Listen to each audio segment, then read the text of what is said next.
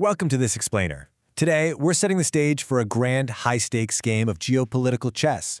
We're going to look closely at exactly how the British East India Company strategically isolated and defeated their most formidable opponents on the Indian subcontinent, literally piece by piece.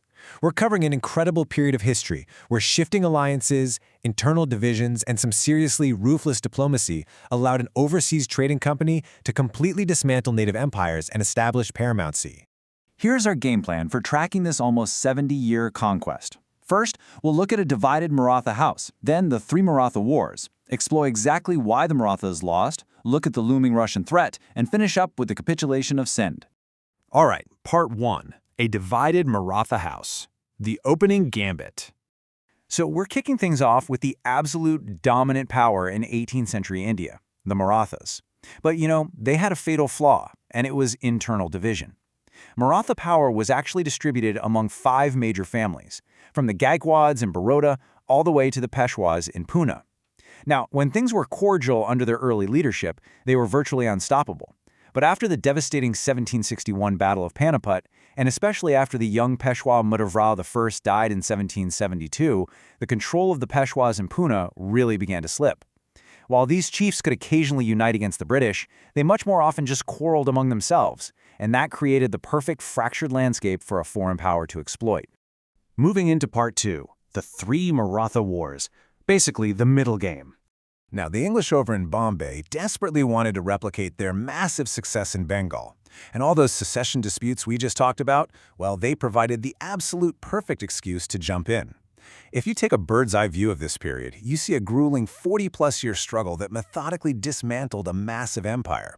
This wasn't just some single swift conquest. It was a series of prolonged, intense clashes spanning from the late 18th right into the early 19th century, with these periods of very uneasy peace in between. During that deadlocked First Anglo-Maratha War, the English actually found themselves completely outmaneuvered. The Marathas employed this brutal, scorched earth policy, literally burning their own farmland and poisoning their own wells. Talk about commitment, right? It was highly effective. By completely denying resources to the enemy, they forced a starving English army to retreat to Wadgan, surrounded them, and compelled a deeply humiliating surrender in early 1779. But hey, the Marathas couldn't hold that upper hand forever. A huge turning point happened internally in 1795. Bajirao II, who was actually referred to historically as the worthless son of a previous claimant, became Peshwa, and he bitterly clashed with his chief minister, the incredibly capable Nana Fadnavis. When Nana Fadnavis died in 1800, it removed the last major obstacle to British ambition. It left the inept Bajirao II highly vulnerable, setting the perfect stage for a disastrous strategic blunder. So, what does this all mean? Well, it leads to the 1802 Treaty of Bassein, which essentially acted as a giant Trojan horse.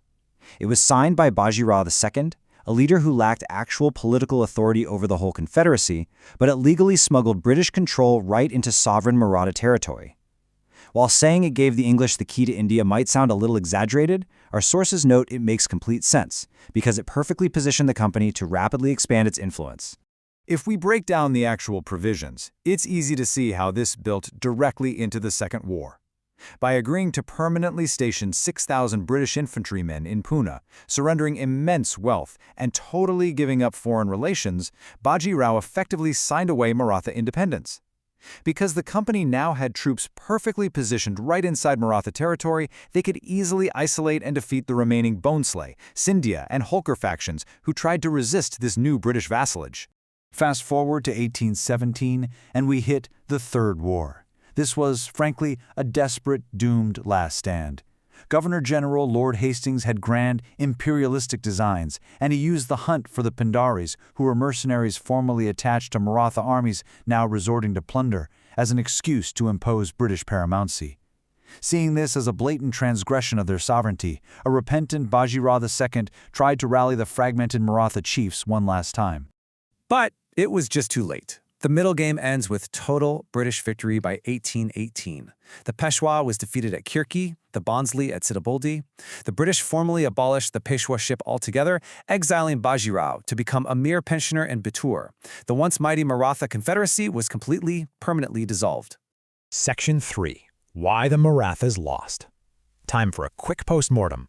Let's figure out exactly why such a formidable native power collapsed. The contrast here is honestly pretty stark. On one side, the Marathas were burdened by inept leadership, a fatally loose political structure, and an unstable economy. On the other side, you have the ruthlessly efficient East India Company. They didn't just win by brute force, they won through highly organized espionage, progressive tactical outlooks, and far superior diplomacy that constantly played divided Maratha families against one another. Which brings us to Section 4, the Russian threat, the pivot to the northwest. With the Marathas out of the picture, global geopolitics shifted incredibly fast. I know this sounds exactly like a movie plot, but the threat felt very, very real to the British. In 1807, the alliance of Tilsit between Alexander I of Russia and Napoleon Bonaparte explicitly planned a combined land invasion of India. To counter this terrifying alliance, Lord Minto urgently sent delegations across the northwest to Lahore, Kabul, Tehran, and Sindh, desperately trying to forge protective buffer states. And that leads right into our final section, Part 5, Capitulation of Sindh. Checkmate. Let's see how this initial quest for a friendly defensive buffer morphed into an absolute escalator of doom for Sindh. We can track this tragedy step by step, and it highlights a pretty dark irony. It began with a treaty literally named Eternal Friendship in 1807 just to exclude the French, and it ended in total British annexation less than 40 years later. Now focus in on Step 2 here, the 1832 Treaty. Notice how it strictly, explicitly forbade military movement. The emirs allowed free passage for English traders on the Indus River, but absolutely no warships, no military materials, and no merchants settling down. Keep these exact terms in mind, because the British would completely ignore every single one of them just a few years later. By 1838, Governor-General Lord Auckland decided he really needed to act against perceived threats over in Afghanistan.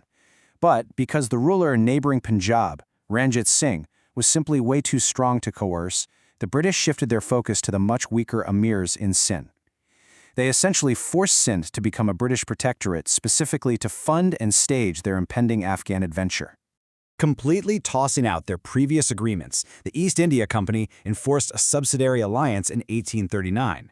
They just threw out the 1832 ban on military movement. They compelled the emirs to pay massive tributes for an Afghan war that the emirs entirely opposed, and then aggressively marched British troops right through their lands to fight the First Anglo-Afghan War. Following a pretty disastrous Afghan campaign, the British really needed a definitive win.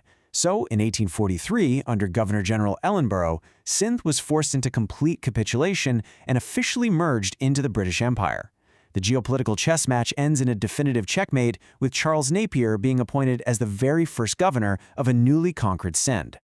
As we wrap up this explainer, looking back at all these broken promises from Poona to Sindh, I want to leave you with a pretty provocative thought about the nature of empires. When facing an expanding power, is a treaty ever truly a guarantee of peace, or is it simply a delayed declaration of defeat? I really hope this journey inspires you to look a little closer at the true meaning and the hidden agendas behind historical treaties. Thanks so much for learning with me today.